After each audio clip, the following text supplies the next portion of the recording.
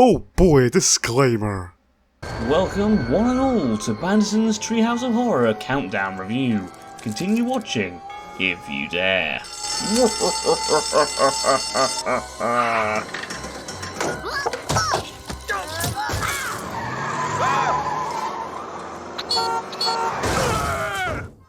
I don't get it. They should be here by now. What are you gonna do?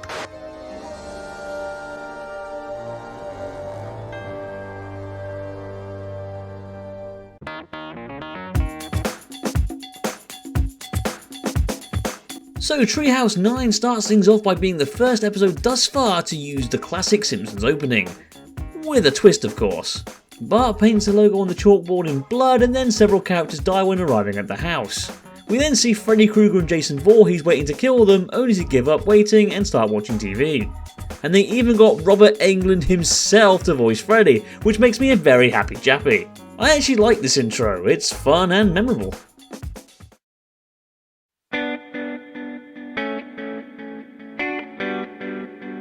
I feel bad for Easy Bake Coven. It was literally the last segment I reviewed and I gave it the Banderson Award for Best Pun Name, and I'm already revoking it and giving it to this segment instead. I mean, what a name! And what a segment! In Hell to Pay, Snake gets arrested for smoking in a non-smoking area, which is his third strike, meaning he gets the chair. Once he's cooked, his hair is used for a hair transplant, which is given to Homer. However, the hair then grows its roots into Homer's brain, allowing Snake to use Homer's body to get revenge on the three witnesses that sent him to the chair. Apu, Moe, and Bart. Talk about imaginative. This is another segment that doesn't parody an existing thing. Fair play to the creative team on this one. It's just a refreshing story. And unlike every segment of the last episode, this one is actually scary. And I mean genuinely. Snake in this is horrifying. Snake is mostly a background character who is a petty thief, so to see him become a full-on serial killer whilst possessing Homer's body is a huge step up. And it works! Snake is arguably one of the scariest characters thus far in a Treehouse of Horror. And his kills are brutal. He drowns Apu in his own squishy machine and pulls out Moe's heart with a corkscrew.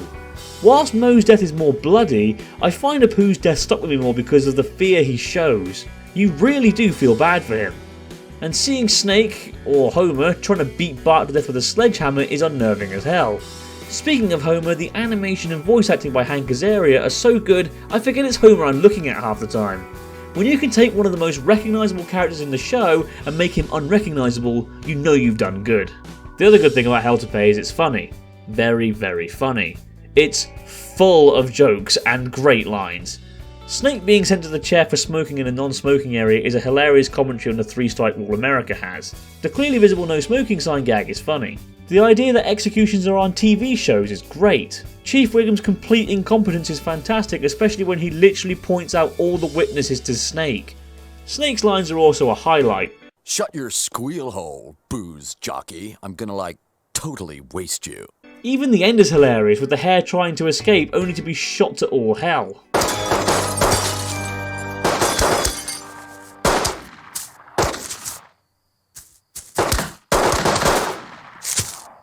I love comedy when characters just won't die. I'm morbid, I know. Seeing Homer manage to override Snake's power to save Bart is also one of the more wholesome endings to a Treehouse segment. Yeah, it's pretty obvious, but I'm giving this one a 10 out of 10. How can I not? It's morbid, scary, hilarious in places, beautifully animated, and such an original idea.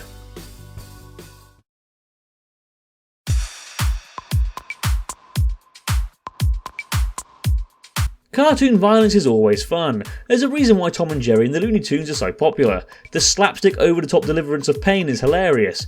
And because it's animated, and thus not real, you can get real creative with it. But what if you got stuck inside a cartoon like that? Well, that's exactly where Terror of Tiny Toon takes you. After Marge removes the batteries from a TV remote to stop the kids from watching Itchy and Scratchy, Bart takes a plutonium rod and inserts it into the remote. It works, but it also results in the kids being sucked into the Itchy and Scratchy cartoon. Itchy and Scratchy are disgusted by Bart and Lisa laughing at Scratchy's pain and decide to join forces to teach them a lesson. Oh boy, this one's a fun one. Like I said, cartoon violence is always good fun, so having an entire segment dedicated to the wacky world of Itchy and Scratchy is always going to be a delight.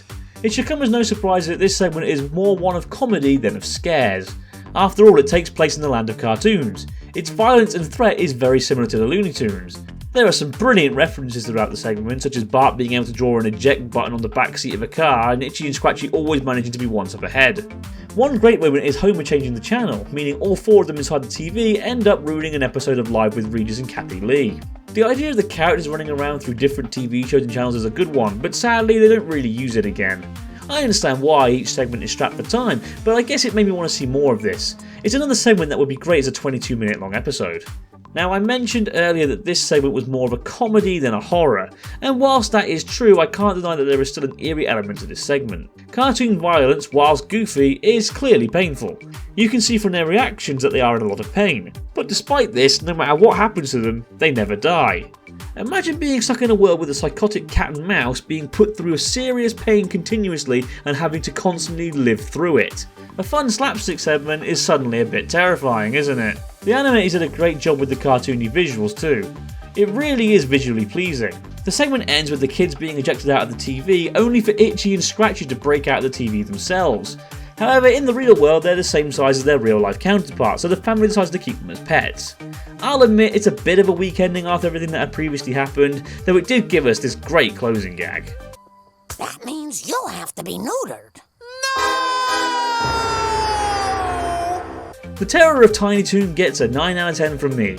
I love the goofy animation and the cartoon sadism. Also, it's a great twist on the whole living as a cartoon fantasy. Plus, we see Poochie get hurt, so I'm happy.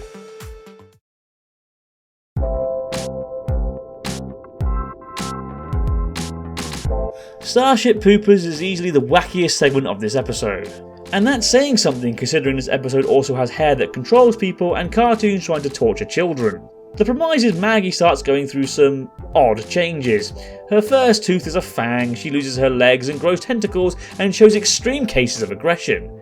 As it turns out, she's Kang's daughter and is the result of an interspecies experiment.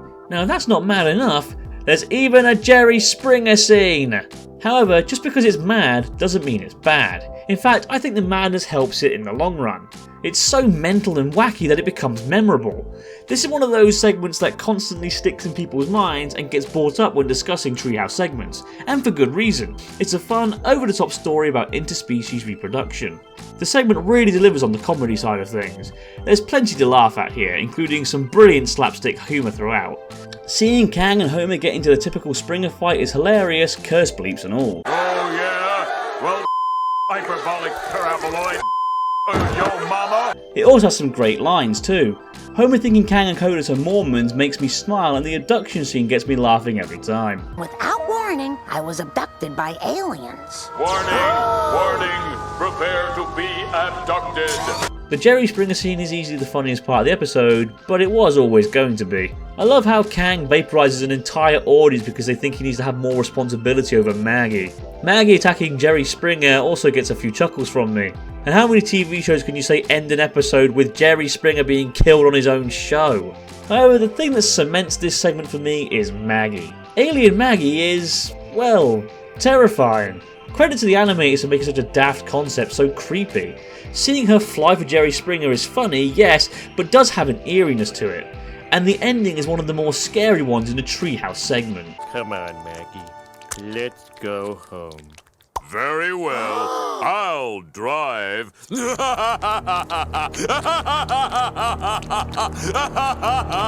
Starship Poopers gets a 10 out of 10 because how can I not give it that? It's a fun, mental segment with comedy, horror, slapstick and Jerry Springer. It's fantastic.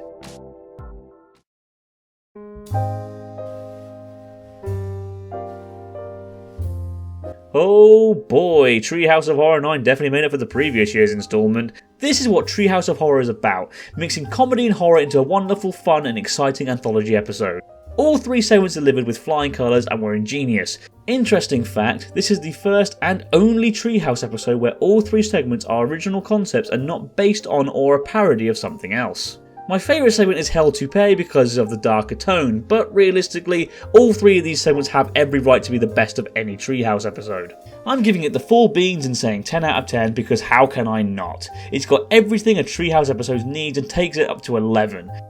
And that's it for this review and this video. Do you agree with me or do you think I'm talking crap? What did you think of Treehouse of Horror 9? Let me know in the comments below. Thanks for watching and I'll see you next time.